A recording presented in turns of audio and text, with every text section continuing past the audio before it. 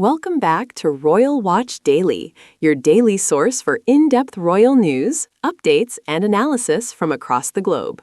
I'm Dadia, and today we're focusing on the escalating crisis gripping Norway's royal family, one that's putting Crown Princess Mette Marit squarely in the spotlight. As of mid-February 2026, the House of Glücksburg is dealing with one of its most damaging scandals in modern history.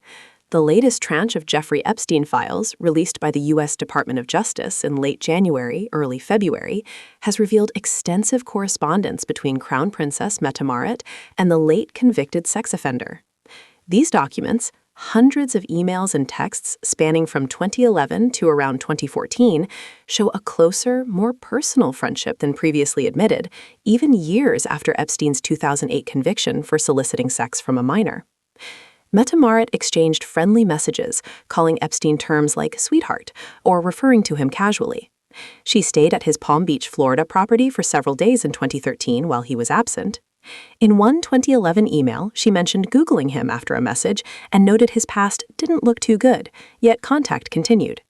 A 2012 exchange involved her asking if suggesting a wallpaper of two naked women carrying a surfboard was inappropriate for her then 15-year-old son, likely Marius Borg-Høiby. Plans for meetings, dinners, or shopping were discussed, and there's mention of Epstein offering or arranging cosmetic procedures.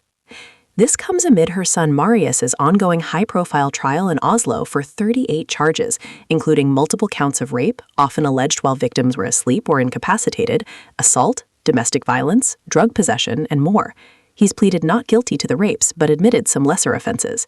Testimony has included disturbing accounts of a regime of fear, physical violence, and non-consensual acts. The trial, which began February 3rd, could last weeks, with potential sentences up to 16 years on serious counts. The Epstein files have amplified public outrage in Norway, where the monarchy traditionally enjoys high support. Polls show approval dropping sharply, some to historic lows around 53 to 61%, with one TV2 survey finding 47.6% of respondents believing Mette Marit should not become queen consort. Charities have reviewed or distanced from her patronages, and even Prime Minister Jonas Gahr Store has agreed she showed poor judgment. In response, Mette Marit has issued two public apologies in quick succession. First, around early February, reported February 6th, she stated, "I showed poor judgment and regret having any contact with Epstein at all. It is simply embarrassing." She took responsibility for not checking his background thoroughly, expressed deep sympathy for Epstein's victims, and called the association regrettable.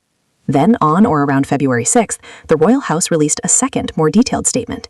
It emphasized that she strongly disavows Epstein's abuse and criminal acts and is very sorry for not having understood early enough what kind of person he was. She expressed deepest regret for my friendship with Epstein, apologized to all of you whom I have disappointed, noted that some message contents do not represent the person I want to be, and specifically apologized for the strain on the royal family, especially King Harold V and Queen Sonja.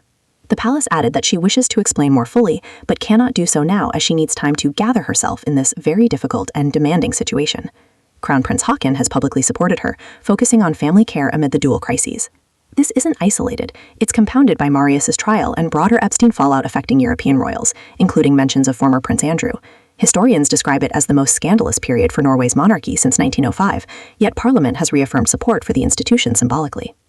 The King and Queen, both 88, have maintained a low profile on the scandals, but appeared publicly at events like the Milano Cortina 2026 Winter Olympics for national unity. Is this recoverable? Mette Marit's apologies show accountability, but questions about judgment, transparency, and her future role persist. Many Norwegians are disappointed personally, but value the monarchy's stability. Royal Watchers, what's your take?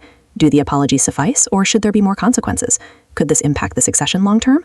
Comment below. Should Mette Marit address the nation directly? Like if you're following this unfolding story, subscribe for daily royal coverage, and turn on notifications so you never miss an update. Thanks for watching Royal Watch Daily. Stay informed, stay royal. See you in the next one.